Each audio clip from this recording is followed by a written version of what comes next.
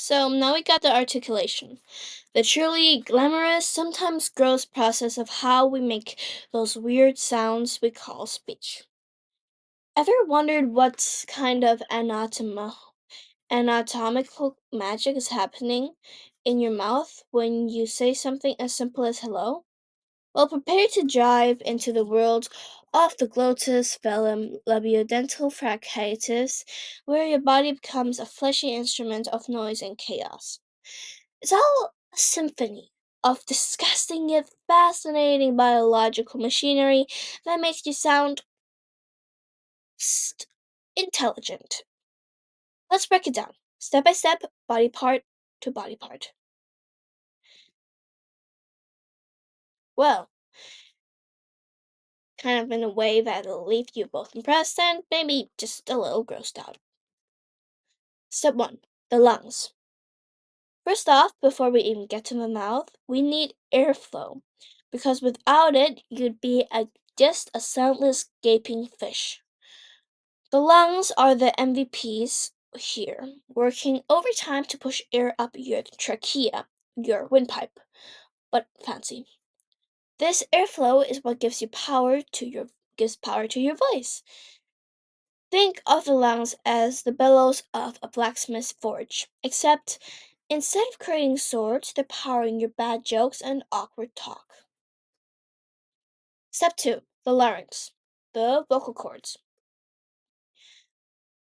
Now let's visit the larynx, also known as the voice box, which sounds cute until you realize it's basically a weird vibrating set of flesh strings inside your flesh strings.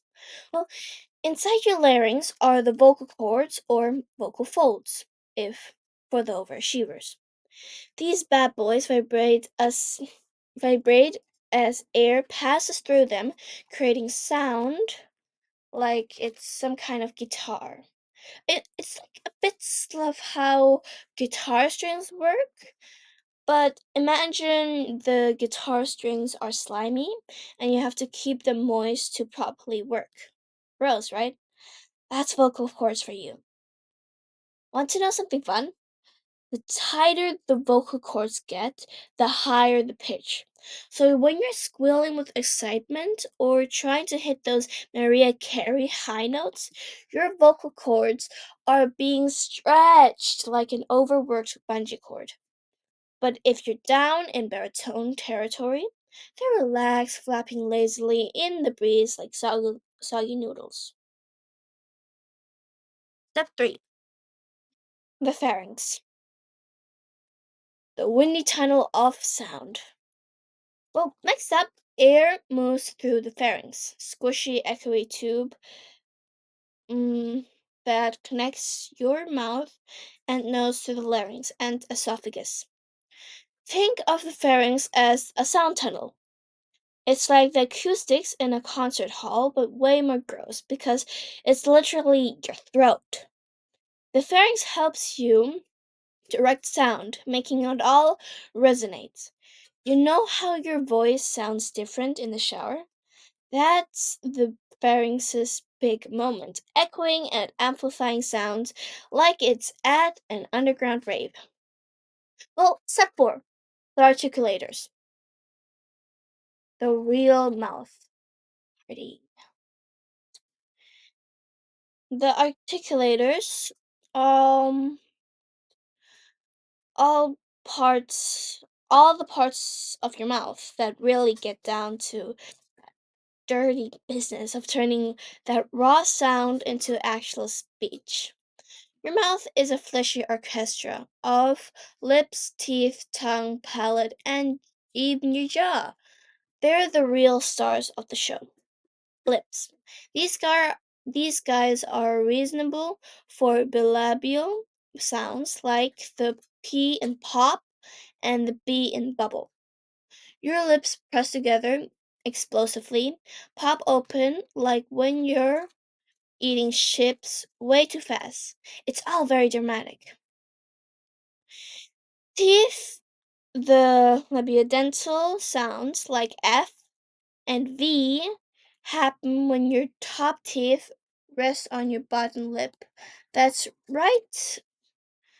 That's right. Your teeth are basically biting your lip in a weird linguistic flirtation. You're making sounds by awkwardly nibbling yourself. Next, we have the tongue. The tongue is the Beyonce of the mouth. It does all the hard work and gets most of the attention. This wiggly muscle is a true multitasker. Responsibility for alveolar. The alveolar, sorry, sounds like the T in tap, where it hits the alveolar ridge, the bumpy bit behind your teeth here.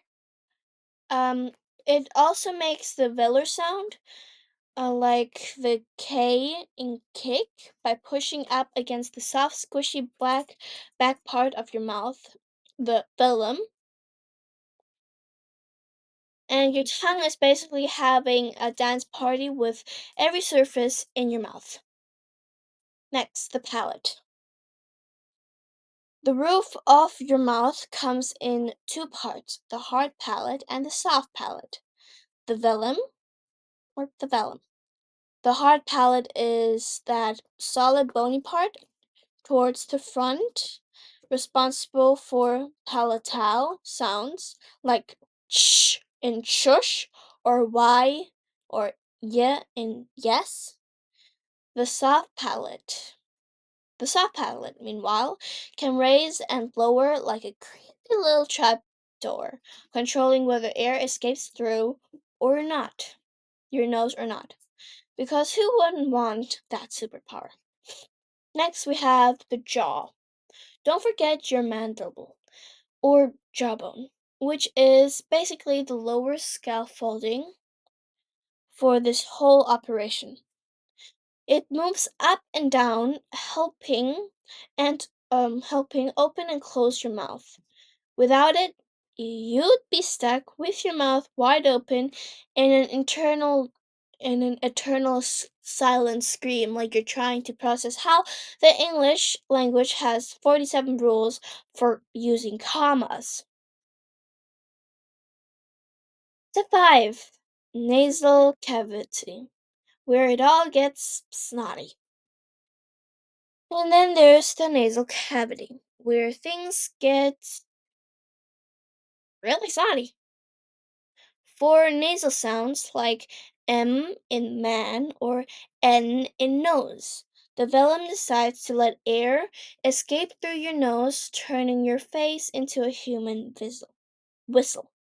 You can thank your nasal cavity for making you sound like you're talking through a blocked drain pipe whenever you have a cold.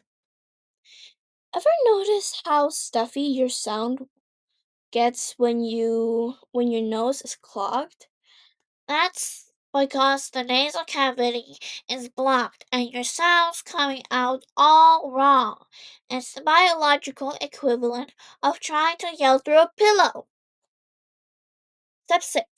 Putting it all together. The symphony of gross. Well, when you put all these steps together, what do you get?